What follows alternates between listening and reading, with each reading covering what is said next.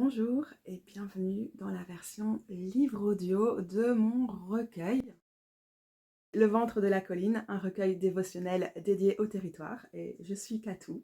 Ce recueil, vous pouvez le télécharger et l'imprimer comme moi en version livrée sur mon blog katoutaro.blog.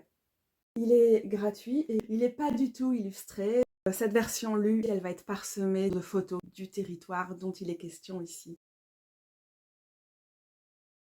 Je vais juste vous lire le à propos de moi et à propos du bouquin pour que vous sachiez à quoi vous attendre. J'invite à rencontrer le tarot dans une approche queer, féministe, écologique et animiste. Et je partage mes cheminements divinatoires en ligne depuis 2016, et ce, en mots, en images, et toujours avec une touche de poésie. Précédemment et parallèlement, j'ai aussi écrit sur la libération de la grosseur et du handicap, notamment. Ma dévotion aux esprits des lieux de ma région, entre l'Escaut et la Dendre, des Ardennes flamandes à la Wallonie-Picarde, s'incarne dans le recueil Le ventre de la colline. J'y emprunte les voix du territoire et je prête ma voix au territoire.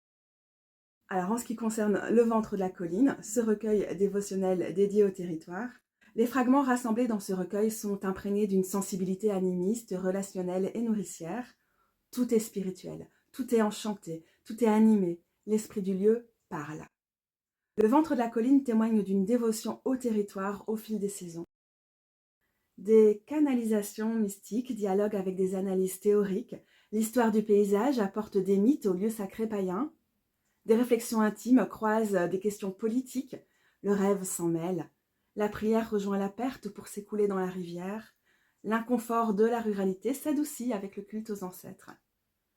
La terre-mère change constamment de visage, elle soutient, elle transforme. Et tout cela crée un sanctuaire, un espace de rencontre, un recueil dévotionnel. La dévotion, une pratique de l'attention, de la contemplation, de l'écoute et du service, devient une déclaration d'amour pour les lieux que je découvre ou que je retrouve. Et voilà, c'est parti pour Le ventre de la colline, un recueil dévotionnel dédié au territoire. La première section s'intitule Émergence. Régénération, 4 mai 2024. Je me repose un peu. La terre est humide. Je ressens sa froideur dans tout mon corps. Puis je l'ignore car elle est aussi foncée, habitée, vivante, apaisante. Elle me prend tout entière et je peux me reposer. Je peux pleurer, je peux me relâcher, m'enfoncer à condition de ne pas sombrer, m'étirer pour agrandir ma surface et demeurer ainsi à la surface. Grandir, rétrécir, grandir, expirer, inspirer. Ici la grotte, là-haut le soleil. Je suis dans le ventre de la colline, son enfant. Je suis rugueuse, je suis vieille. J'ai 60 millions d'années, tout comme l'intérieur de la colline. Je suis jeune, un embryon dans l'utérus de la colline, une larve dans le tumulus. Dans la terre nourrie par le corps de mes ancêtres, je me repose. Je suis dans l'instant présent. Ai-je encore besoin de voyager comme auparavant ? Je peux dérouler les fils du temps. L'enchevêtrement est réel. Pourtant, tout peut partir de la bobine, y revenir ou être coupé de cette base. Je n'ai plus besoin de me diluer dans les histoires des autres. Je ne dois plus être hantée, ni courir le risque d'être possédée. Je me réveille, rafraîchie, reposée. Je sens mes muscles, le contact des éléments sur ma peau. Je reprends mes esprits. J'en laisse quelques-uns enfouis dans le sol. Je reprends mon autonomie. Je dépose des mauves sous mes yeux. Je sens leur contact sur mes paupières inférieures, sur mes joues. Je me sens partie de ce monde. Autonome, souveraine et partie de ce monde, je me réveille. Prologue. C'était il n'y a pas très longtemps. Les humains ont rencontré le territoire. et elles ont goûté ses herbes, et elles ont bu à ses sources, et elles ont porté ses pierres. Les humaines ont su que le territoire était animé, et elles ont remercié ses herbes, honoré ses sources et taillé ses pierres. Les humains ont écouté, et elles ont donné des noms, parfois même des visages, et elles ont composé des récits. Le territoire a accueilli ces mots et ces images. C'est ainsi que le lieu et ses humains se sont mis à parler, à communiquer, à transmettre. C'est pour cette raison que nous sommes ici, au seuil de ce recueil aujourd'hui, en communauté. Dans la continuité de ce que nous faisons depuis des années, même si ce n'est pas depuis très longtemps. Je recueille des mots et des images, j'écoute les échos des noms. J'aperçois des images à la surface des mares et des nuages, dans les profondeurs des rêves et des transes, et de temps en temps sur les statues gravées par d'autres humaines. Nous sommes ici parce que je compose des histoires que j'espère fidèles et intègres. Des récits voués à l'imperfection humaine, dans la mesure où nous capturons dans notre langage l'animation du lieu. Nous prenons le risque de le rétrécir. Nous acceptons son indomptabilité.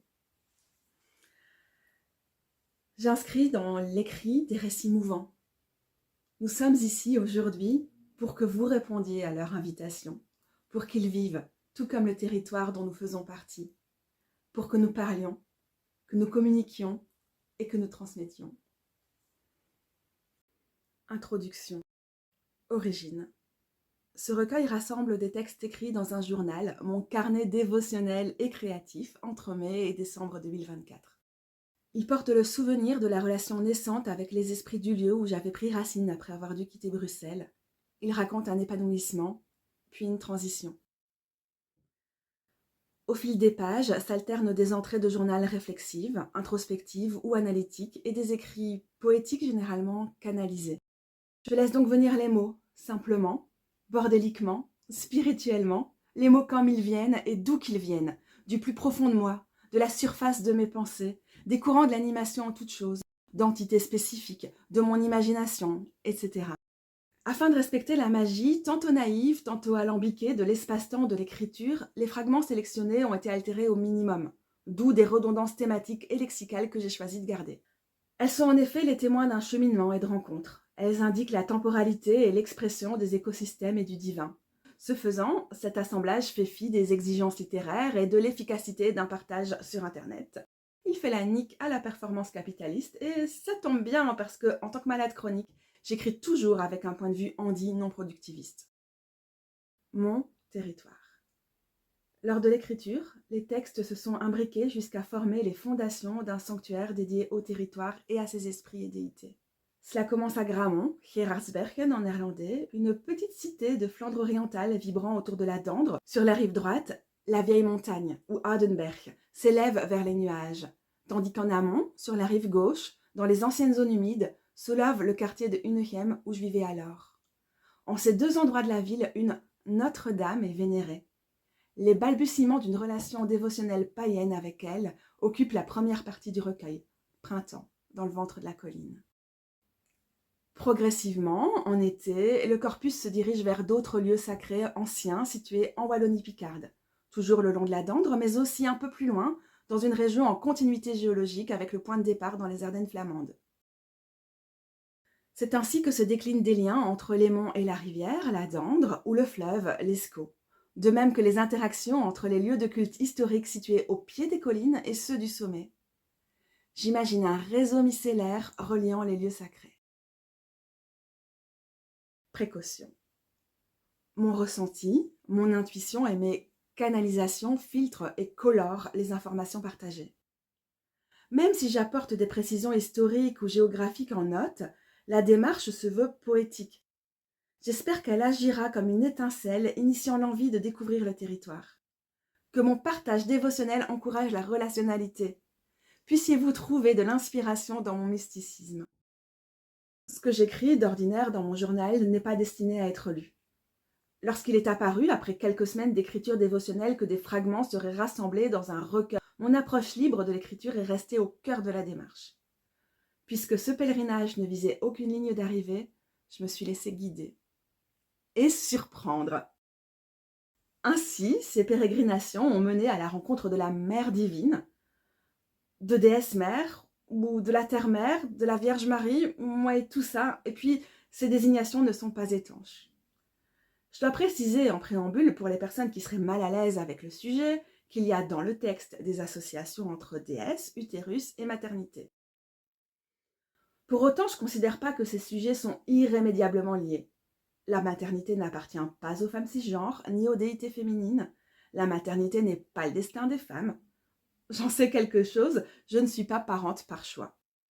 Ici, la maternité divine nous relie avant tout à la terre, au cycle des saisons, au cycle de vie et de mort et de renaissance. Si la maternité appartient à quelqu'un dans ce recueil, c'est à la terre. Ce sanctuaire relève du domaine de l'expérience spirituelle et de l'expérimentation écoféministe ancrée dans le territoire. C'est dans ce contexte que jaillissent les réflexions sur la terre-mère ou la mère divine. Elles ne doivent pas être comprises comme une adhésion scientifique au principe universalisant de la déesse mère. Tout au long des pages à venir, je parlerai comme une païenne, une sorcière, une poétesse et une pèlerine, et pas comme une historienne que je suis pourtant. J'observe rétrospectivement la récurrence du thème de l'effondrement. Il ne s'agit pas d'une approbation des théories collapsologiques. Là aussi, j'ai pris le parti de laisser les concepts mobilisés tels quels.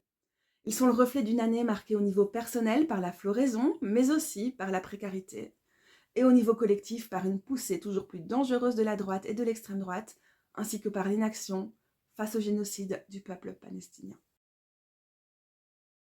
Ce recueil explore comment je me décompose pour mieux me reconfigurer, me positionner et continuer à émerger, continuer à pousser contre les murs de haine et à aimer et à soigner les écosystèmes dont nous faisons partie. Les cycles de vie et de mort se manifestent sous de multiples formes. Indication. Cette compilation s'inscrit dans ma démarche féministe et queer. Elle est rédigée de manière inclusive, non masculiniste, avec utilisation du point médian, des mots mergeant féminin et masculin pour devenir non-genrés, par exemple c'est le, et plus rarement le choix d'un genre en fonction du contexte, de la canalisation ou de la facilité de lecture. Et ça va d'autant plus être modifié aussi à l'oral dans cette version audio. J'applique également la règle de proximité pour l'accord des adjectifs. En accord avec les limitations de la maladie chronique, j'ai fait l'impasse sur la présentation cartographique du territoire qui occupe ces pages. Je veille néanmoins à partager suffisamment d'informations pour que les lieux, les pratiques et les cultes évoqués soient identifiables et puissent faire l'objet de recherches complémentaires. Dans le même esprit, je me suis épargné la rédaction d'un glossaire et d'une bibliographie, et j'ai beaucoup trop chargé les notes en bas de page. J'ai opté pour une mise en page sommaire, sans illustration, afin que cette publication se prête à l'impression en noir et blanc, au format livret, à la manière de mes zines précédents, à découvrir sur mon blog. Une version livre audio richement illustrée est en ligne sur ma chaîne YouTube, c'est ici. Suivez la playlist pour voir les différents épisodes, j'ai pas tout enregistré en un coup. Des vidéos explicatives et d'autres bonus pourraient s'ajouter sur ma chaîne, mon site ou ma newsletter. Je vous invite à vérifier en visitant les liens qui sont ci-dessous ou qui apparaissent à l'écran. Ce recueil dévotionnel dédié au territoire dans le ventre de la colline de Katou Oué est une œuvre sous la licence Creative Commons avec mention du nom, non commercial et égalité des parties. Dans tous les cas, il faut me citer, c'est quand même bien la moindre des choses, c'est ça l'attribution. C'est signé Katou en Wallonie-Picarde en décembre 2025. Pour me suivre, me lire et compléter la lecture de ce recueil, allez voir katoutaro.blog, ma chaîne YouTube, Katoutaro, mon Substack, Katoutaro, c'est pareil sur Instagram. Bonne lecture ou écoute du reste du recueil. Voilà, on peut entrer dans le vif du sujet avec la section Printemps. Printemps, dans le ventre de la colline. Dans le ventre de la colline, rencontre. Les bruits du chat qui se lave à côté, c'est cadeau bonus. Prière à Notre-Dame de Unechem, 8 mai 2024, nouvelle lune en taureau.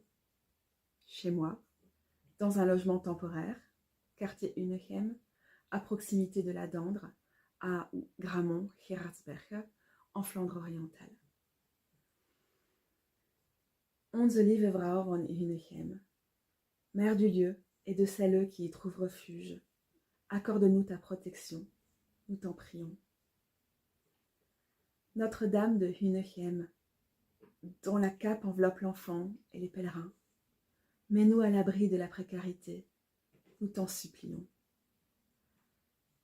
Notre-Dame de Hunechem, terre nourricière auprès de la rivière, laisse-nous pousser à tes côtés, accepte que nous fleurissions ton jardin, entends nos prières. Immaculée Conception, force de vie pure et aimante, tu animes ce qui t'entoure, laisse-nous en faire partie. Comme d'autres avant nous, à notre tour, nous te le demandons. Ô Notre-Dame, notre Reine, notre Mère, toi qui nous rappelles notre autonomie et notre potentiel d'amour infini, nous venons à toi, porteuse de sagesse. Apprends-nous à nous mettre au service de l'harmonie. Nous nous inclinons devant ton trône. Ô belle Dame, pleine de compassion, prends pitié de nous. Accepte-nous dans ton giron à Grammont, nous t'en prions. Déesse de la fertilité, mère de Hunechem, apporte-nous l'abondance d'une vie de service et d'appartenance. Louée soit cette abondance. Puisses-tu la partager avec nous, et puissions-nous la partager en retour pour les siècles des siècles. Notre-Dame de Hunechem, généreuse mère, nous te prions. Amen. Journal. Ouverture. 4 mai 2024. Territoire. J'ai plein de choses à écrire. Je ne les saisirai pas toutes, mais je me réjouis déjà de déposer sur le papier celles qui tambourinent dans ma tête. Puis, ayant apaisé ce vacarme, de laisser chanter ce qui est plus subtil. On parle de gratitude. Je me sens surtout chamboulée, bouleversée. Nous voilà domiciliés à Grammont. Quel étrange retournement de situation. Qu'est-ce que ça me touche, comme un cadeau et une invitation du lieu. Pourquoi j'utilise le terme lieu? Sans doute parce qu'il est vague. Et pourquoi ai-je peur du territoire? La terre, ça devrait être doux. Ai-je peur de m'attacher, de m'enraciner? J'ai peur de perdre. J'ai peur d'être expulsée. J'ai peur. Même si on me demande d'y croire. Après le cheminement de ces dernières semaines, il faut faire preuve d'optimisme, d'engagement et de foi. C'est ce qu'on me demande. C'est un appel, un don. On m'appelle à m'engager encore davantage dans la relation et à faire confiance. Territoire. Dans la mesure où ça sonne un peu comme terroir, ce mot a une connotation commerciale. Territoire comme land en anglais. Le suffixe toire sonne aussi ancien. Un endroit où s'asseoir, ou recevoir, ou entrevoir, ou se voir, ou se recevoir. Après quelques années de repos au niveau spirituel et de la relationnalité animiste, je suis cueillie ici. Il aura fallu quelques mois de curiosité et de prise de connaissance, et voilà qu'une déité locale et universelle m'accueille, me rejoint, me prend dans ses bras. Casse-tête théologique, mariologique. Donner priorité au ressenti, tâcher de ne pas trop intellectualiser, ne pas délaisser les lectures pour autant. Je lis en ligne, je parcours Libérer la femme puissante de Clarissa Pinkola Estés. Je crée dans le chant dévotionnel. Je prie un peu, je me sens sereine. Et j'ai peur. Ce qui s'est traduit par des douleurs du côté du sternum. C'est ça l'amour? C'est ça, s'ouvrir? Laisser une relation s'ouvrir? Est-ce que tenir à quelque chose, c'est forcément s'ouvrir? Mais penser aller vers souffrir, ma parole a pris la forme de s'ouvrir. Bonne mère, douce mère, monument de compassion, mémoire ancestrale, terreau fertile, mémoire de ce que nous serons, insuffleuse de confiance.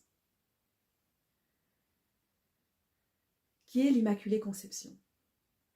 Cette nuit, j'ai rêvé du mot Immaculée Conception. Contrairement à ce que je croyais et à ce qui m'a été enseigné quand j'étais catholique, il ne s'agit pas d'une référence à la conception virginale de l'enfant Jésus. Ouf, ce n'est pas le sexe qui macule et qui souille. Dans le dogme catholique romain, ce concept affirme que la Vierge Marie a été conçue d'emblée, dès la grossesse d'Anne, sa vieille mère stérile, comme pure. Pure de tout péché, non salie par le péché. Autrement dit, parfaite. Et je pense même divine. Oups, marionnerie. Cette façon de penser ne nous débarrasse pas, toutefois, du péché fondateur d'Ève, qui entacherait tous les humaines, à commencer par les femmes. À ce stade, et en règle générale, j'évite de m'embarrasser du christianisme. J'ai rêvé de l'Immaculée Conception, puis au réveil, avant de me précipiter sur Wikipédia, j'ai réfléchi. Cela pourrait-il faire référence à sa manière de créer, de générer, de donner vie, de concevoir sans cesse? Et de concevoir du bon, entre guillemets, de percevoir le bon dans ce qu'elle crée? Nous n'avons pas besoin de déité créatrice. Par contre, génératrice, nourrissante, aimante, animante, yes, un grand oui. Clarissa Pinkola Estés a des mots que j'ai aimés dans Libérer la femme puissante. Péché, c'est tout ce qui nous dévie quand on n'est pas aligné sur le chemin de l'âme. Si elle est notamment l'âme, la déesse mère, l'Immaculée Conception, elle est sans faille, au plus proche de chaque âme. Pour moi, pour nous, c'est ok de ne pas l'être, ok d'être faillible et ok finalement de lui demander la route. Je suis emmêlée entre le culte marial en général et Notre-Dame de Unichem, le très local. Ben ça aussi c'est ok, on a tout le temps. L'étude me permet de rester enracinée, incarnée et de ne pas être emportée par le spirit work. Note pour plus tard, considérer la Vierge dans le sens antique, à savoir souveraine, autonome, intègre, se suffisant à elle-même. Et je vais vous lire les notes en bas de page pour ce texte-ci. À propos du bouquin de Clarissa Pinkola Estés, je tiens à préciser que la mention ne tient pas lieu de recommandation. J'ai complètement abandonné la lecture en arrivant au chapitre lourdement catholique et sexiste sur l'avortement. Je tiens aussi à préciser qu'il n'y aura pas plus de tonalité jungienne pour le reste. Et enfin, je voulais donner une petite définition du spirit work, qui est un terme que je réutiliserai dans le recueil. C'est le travail, ou plus exactement le service auprès d'eux, avec et pour les esprits. Ici, les esprits, c'est le monde invisible, imbriqué dans toute la vie sur Terre. Dans ma vision du monde animiste et non désenchanté, tout est spirituel. Il n'y a pas de distinction franche entre spirituel et matériel. Pour creuser le sujet en français, je recommande chaleureusement le travail de l'autrice Phronésis. Journal. Occupation temporaire précaire sur le mur de la ville. 10 mai 2024. Le mur de la ville. Les limites de ce à quoi l'on tient. Ma maison danse sur le mur. Je trace ces limites anciennes avec mes pas dans l'appartement. La porte de Lessines, l'équilibre entre protection et ouverture. L'esprit du mur d'enceinte. Depuis qu'il est démoli, que reste-t-il des délimitations? Des ruines de contreforts, des puits où résonnent les échos des douves, des fossés et des sources. Il ne reste que le bruit de l'eau qui s'élève du caniveau, l'odeur des fosses. La dendre emporte les souvenirs. La terre en garde l'essentiel. Les arbres poussent pour les préserver, lovés au creux des racines méandreuses. Je suis devenue l'enfant de la ville. La cité accueillait au Moyen-Âge toutes celles prêtes à accepter la précarité d'une existence en zone tampon. Le prix de la liberté, devoir résister sans cesse à des gens de pouvoir devenus ennemis, leur pouvoir tellement illégitime et fragile qu'il faut des guerres et encore des guerres pour le défendre et pour l'asseoir. Leur soif de plus de pouvoir tellement insatiable qu'ils cherchent à conquérir encore. Ainsi, au pied de la colline, le lieu de pèlerinage s'est retrouvé vulnérable, mis à mal au même titre que la population locale. Son rayonnement vacillait tandis que la chapelle se trouvait exposée au danger en raison de l'arrogance des puissants. Le ventre du mont vit. Il palpite, couvant perpétuellement de nouvelles vies, protégeant les vies menacées. Il s'agite, une fois devenu couvent et école, en protégeant, nourrissant et éduquant les enfants soumis à un travail rude et risqué. Je suis le cœur battant de la ville. Elle est la déesse qui donne naissance au cœur battant de la ville. Elle génère son esprit. Le terrain de Hunegem, le prieuré de Hunegem, les musées de Hunegem, la ferme urbaine de Hunegem. Je suis la régénération perpétuelle, l'hiver et le printemps, l'été et l'automne, le miracle de la vie. Elle est la beauté de la vie, la béatitude du sacré, la prière, la continuité, la protection. Elle est l'Immaculée Conception, la reine des reines, la mère du vivant, la reine du divin, la source du vivant. En note, je signale que le mur d'enceinte et ses portes ont été démantelés au XIXe siècle, mais aussi que le prieuré des bénédictines de Hunegem aura été en activité sur le site de l'église de 1624 à 2009. Je cite aussi les ouvrages qui m'ont inspiré, les sites des associations mentionnées. Journal sur l'écriture, 5 mai 2024. Matin sous cloche, matin vaporeux, le brouillard trouble les limites, l'horizon se rapproche et l'univers se réduit. Faut-il s'en tenir au visible ou avancer à tâtons dans un nuage de barbe à papa? Écrire avec le cœur, même si le vocabulaire m'a échappé, même si la syntaxe est balbutiante, même si... Écrire pour amorcer le voyage vers soi, vers la maison, vers l'appartenance et vers l'autre qu'humaine. Exercice d'écrire de bon matin sans le kick du café. Écrire, je ne sais pas trop quoi. Quelles histoires émergeraient au détour d'une phrase? Je me rappelle d'un conte de fées que nous avions rédigé en classe de 3e primaire pour une gazette scolaire. J'avais proposé une histoire de princesse et de chevalier inspirée par mon oncle et ma tante. J'ai toujours poussé les histoires, mais j'ai pas souvent été inspirée. Ça va, je le vis pas trop mal. Quelle étrange impression cette fois cependant. Suis-je appelée à créer, à réaliser quelque chose? Appelée? Je le désire quoi. Ce quelque chose sera forcément concrétisé dans l'écriture. Je ne sais pas comment rêver autrement. Journal. Apprentissage. 7 mai 2024. Lune sombre. Lune sombre. Je me recueille. Blotti au creux de mes livres, je ne prie pourtant pas. C'est un autre type de recueillement. Je chéris le processus d'apprentissage qui me relie au monde, qui m'aide à m'approcher du monde. Principalement ici, dans la région, mais pas ici maintenant. Je cherche à situer le territoire et ma relation à celui-ci dans la toile de ses histoires. Je cherche à le comprendre et à comprendre comment les humains ont relationné avec lui de 1000 manières au fil des siècles.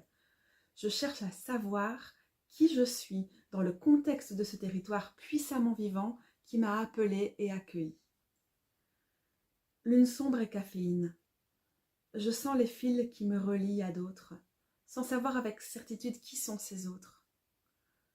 Nouvelle lune en maison neuve.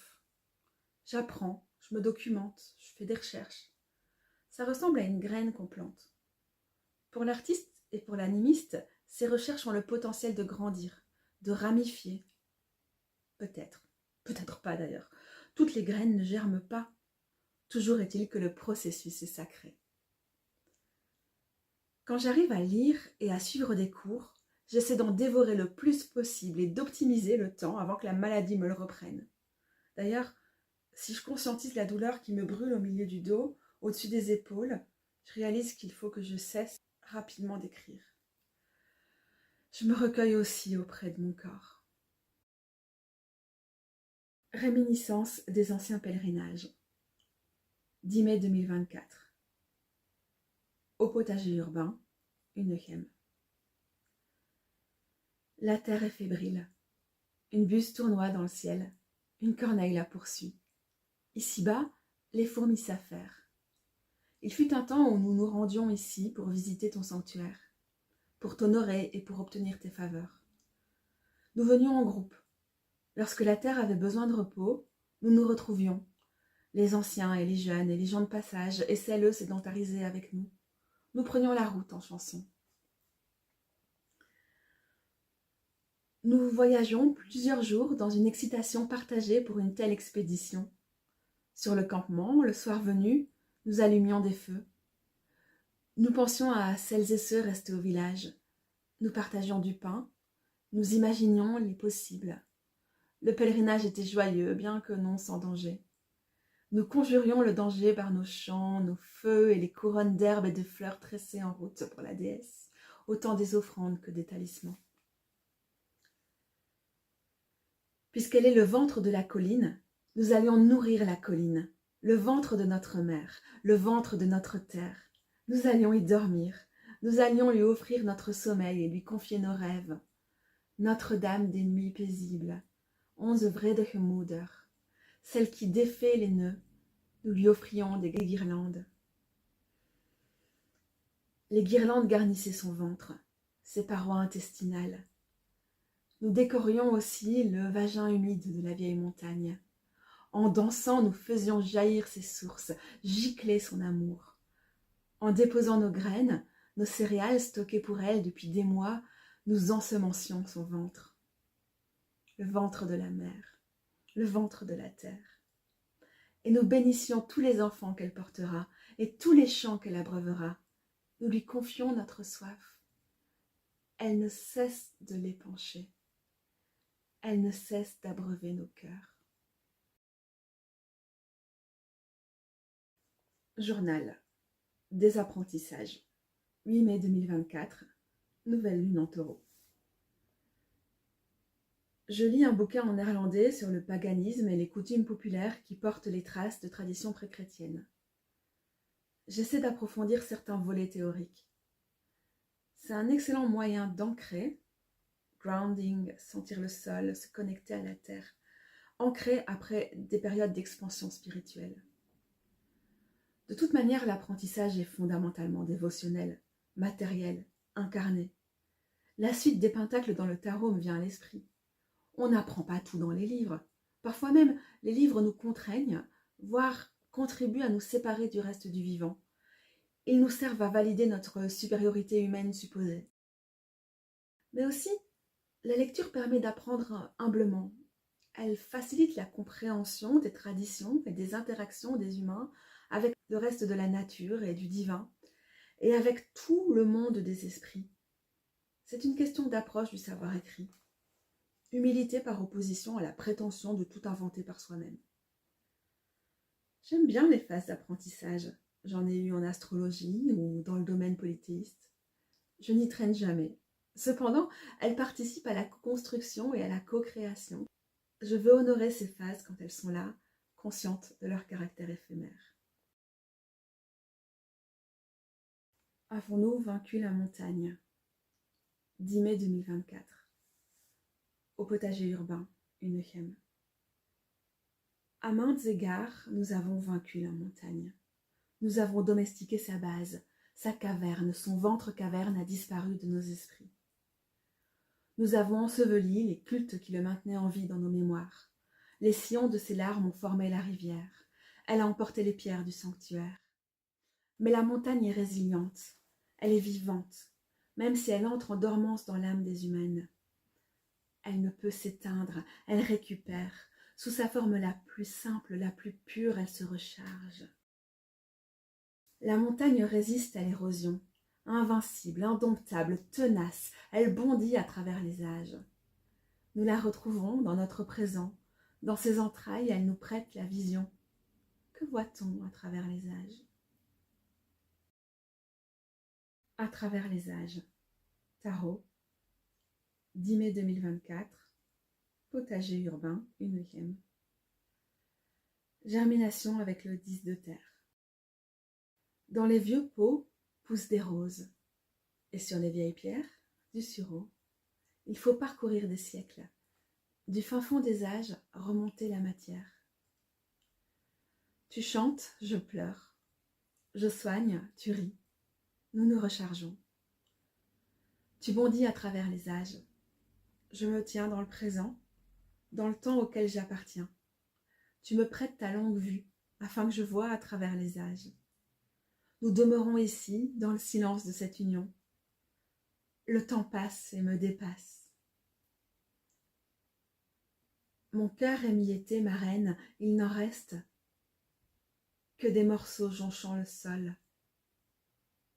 Solide comme le saule, je me redresse et je t'appelle.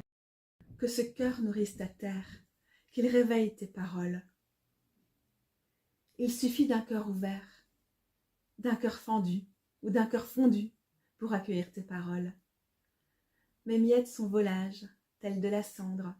Tu les reçois, et déjà elles se fendent dans la terre, et déjà elles poussent.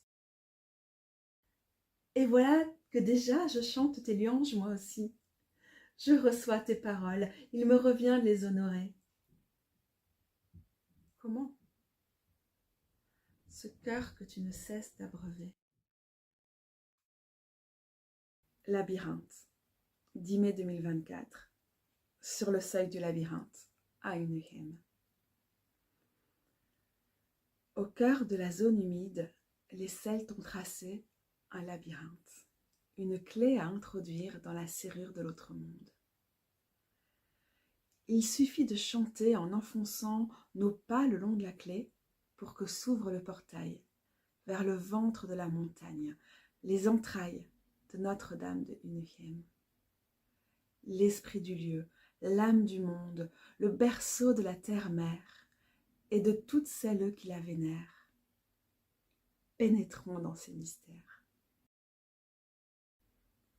Journal Ovates, 11 mai 2024. Une bonne nuit de sommeil a retenu les chants d'hier sur mes paupières. Cette nuit, les aurores boréales ont enchanté le ciel de la contrée comme une approbation cosmique de nos rituels millénaires pour ensemencer le ventre de la terre-mère, l'Immaculée Conception, la création divine pure et pourtant collaborative, activée par nos visites, par nos cérémonies et par nos louanges. La terre-mère, celle qui ne cesse de créer depuis la nuit des temps. Je suis l'ovatesse fatiguée qui partage des mots aux pèlerins, des clés de compréhension, des messages divinatoires, des mythes cosmogoniques. Je suis la suivante et la servante. Une adoratrice parmi tant d'autres, mais aussi la prêtresse à qui revient la tâche ardue de délivrer les mots, d'assurer des images à des mystères et à des forces des millions de fois plus vastes que le langage. C'est pour ça qu'il me faut modestement revenir à la terre, aux augures et aux moments conviviaux. La mythologie se vit. Qui sommes-nous aujourd'hui, bonne mère? Des pèlerines d'un monde en décomposition? Des cultivatrices de liens autant que de légumes? Que puis-je faire pousser pour honorer la force ancestrale de ce lieu? Mes mots convergent vers ton sanctuaire. Je me mets en récit vers toi. Pour l'heure, je recense mes visions. Peut-être en accueillerai-je d'autres, pour agrandir le récit des cultes de Unuhem, confiés par les gens, par les choukas et par les pierres. Je me tiens prête à voyager pour mieux être présente ici et maintenant, prête à voyager à travers les facettes. Un bout de ciel, le temps de naguère, j'ouvre mes ailes, mon dos est léger, mes articulations sont fluides. Je bats des ailes, la vue est belle. Journal, Ancêtre, 12 mai 2024. La fatigue prémenstruelle s'installe. Je ralentis. Je me blottis en moi-même. Je n'ai pas attrapé les rêves au réveil. Je rétrécis pendant la période prémenstruelle. Plus vulnérable, je rétrécis mon environnement. Je me réduis afin de ne pas m'échapper, ne pas m'écorcher, ne pas m'emporter. Je me retiens. Tout est dans l'équilibre, dans le dosage. Mais comment doser lorsque tu te dissous? Il faut retrouver un peu de grâce, revenir à l'essentiel, à l'échelle de ce qui est petit. Je me rétracte sans me retrouver seule dans ce monde miniature.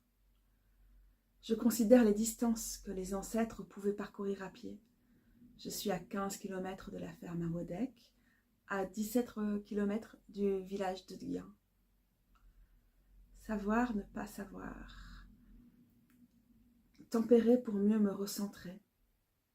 J'essaie d'être au plus juste. C'est une question de justesse. Je cherche à me retrouver. Je ne fais que me diluer. Donne-moi un nom, donne-moi un visage. Je suis dérangée, en dérangement, évacuée. Donne-moi des idéaux. J'ai rêvé de cette contrée il y a 10 vies. Elle m'a accouchée aujourd'hui. Je me liquéfie. Rattrape-moi sur le rivage de la Dendre. C'est la nuit. Les moyens ducs dans le sol pleureur. Le sol pleure. Retiens-moi, que je ne m'efface pas avec mes chagrins. Il y a des jours où tout est trop, et j'ai toujours pas récupéré mon visage.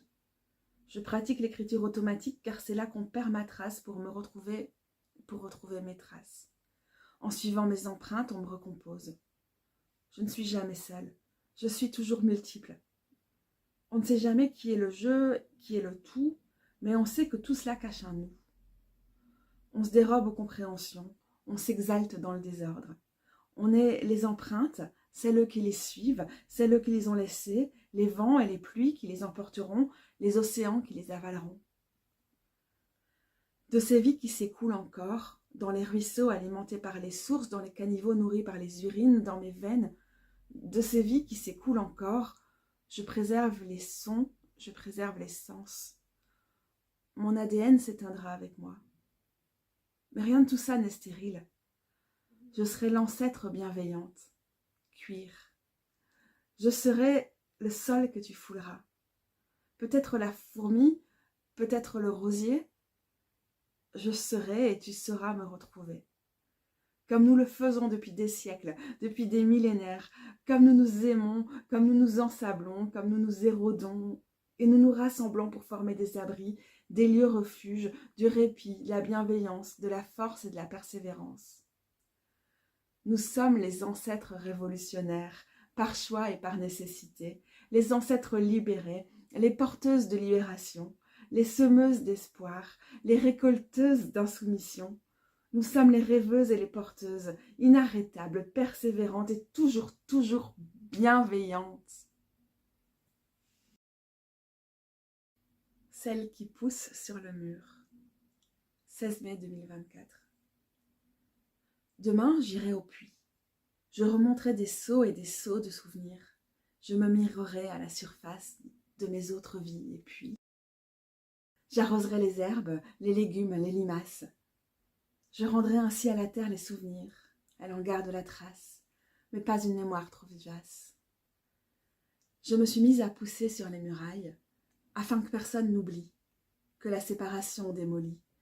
Je me suis mise à pousser par centaines, afin qu'il devienne impossible de me déraciner. Et mon cœur, ah mon cœur hélas, se lasse d'occuper des failles, se doit d'occuper les failles, de pousser à la place des fractures, de résister au mur. Gémellité divine, 23 mai 2024. Le paysage et les esprits du mont, du sommet à la vallée, de l'étang aux méandres de la Dendre, des nuages au bassin versant. Les deux madones, les deux matrones, les deux déesses mères, celle du soleil et celle du ventre, jumelles en contact. La dame de la colline, dressée vers le soleil, en charge du cycle des saisons et des journées, assure sa protection depuis le sommet. La dame de la zone humide, du jardin, de la rivière et du ventre de la montagne est une déesse de la gestation, de la naissance, de la vie et de la mort, de l'incubation, de la régénération. Elle assure la fertilité des graines. Déesse du sol, de la boue, du sexe, de la vulve, du vagin, de l'utérus. La dame d'en haut, C'est celle qui danse, celle des guirlandes et des feux de joie et de la visibilité et de l'année et des saisons. C'est l'amoureuse du soleil, celle qui guide la course de l'astre lumineux. La dame d'en haut et la dame d'en bas. Nos belles, grandes, indéfectibles, indestructibles, immémoriales mères, unies par les sources et la pluie et par l'eau qui dégringole la colline. Nos eaux communes empruntent la rivière jusqu'à la mer. Corps de garde sur l'arête de la colline. 30 mai 2024. Je suis au bord des rêves, la gardienne des visions. Pour échapper au sommeil, laisse-les sur le seuil. Ça fait trop longtemps que l'on traîne sur les arêtes de la colline, trop de temps passé à observer la vue, sans jamais s'approcher de l'horizon. On se traîne, corps de limace, pas gluant mais mollement, on se traîne. On monte la garde. Contre quoi d'abord? On passe trop de temps, beaucoup trop de temps à anticiper nos ennemis imaginaires. Il fait chaud et sec sur la crête de la colline. Des hallucinations se forment sur nos cornets. On se met à croire à l'utilité de notre travail. Posté au sommet, lourde, hagard, sans inspiration. On ne calcule plus le vent sur notre peau, vivifiant, revigorant. On préfère l'ignorer et on s'enlise, dans des rôles et on n'imagine rien. Rien du tout par-delà l'horizon, ou que des ennemis, des menaces, des zombies. Si je te donne mon nom, sauras-tu me retrouver? Sauras-tu me déterrer? Je suis la dame du soleil, la radieuse. Il faut cesser de fondre, il faut se requinquer, il faut partir à la recherche de nos mythes. Ce qui ne cesse jamais, jamais d'exister. Folle, hilare, audacieuse, je virevolte. Ô colline ancestrale, ô vieille montagne, il faut que je m'égare. Toi, tu n'as pas besoin de moi pour tenir, toi l'ancienne, toi ferme et vénérable. Tu n'es pas inébranlable, mais d'une temporalité combien plus fiable, combien plus longue que la mienne. Tu n'as pas besoin de moi pour tenir. Peut-être as-tu besoin de moi pour frémir, hilare, virevoltante, confiante. C'est l'aube. C'est l'heure de négocier avec la gardienne des visions. Craquelin, roue solaire, le cycle des saisons, roue solaire. Solstice, roue, soleil, brillance, radiance, celte. Recueil, poésie, mythologie, lieu, soleil, zone humide. Les couleurs de Grammont, servir, encenser, compter, inventer. Que les mythes vivent, que le lieu est une histoire, des interfaces pour être plus proche, des chants pour le faire frémir de plaisir, des odes aux vivants, ce qui n'a jamais cessé de vivre dans la mémoire des écosystèmes. Les collines de Grammont, le Grammont, les monts généreux, fertiles, opulents, glorieux. La responsabilité oppressante, les il faut et être à la hauteur, un recueil et le pourquoi et le comment. Burn it to the ground. Les pensées incapacitantes. Retrouver l'esprit du fou du tarot, l'optimisme, la confiance. Frémir. En ce qui concerne les petites notes en bas de page que j'avais pour cette partie, l'association Craquelin, roue solaire, cycle des saisons, ça fait référence aux célébrations, probablement d'origine celtique, qui se tiennent fin février au sommet du Hardenberg, au sujet duquel ce texte est écrit.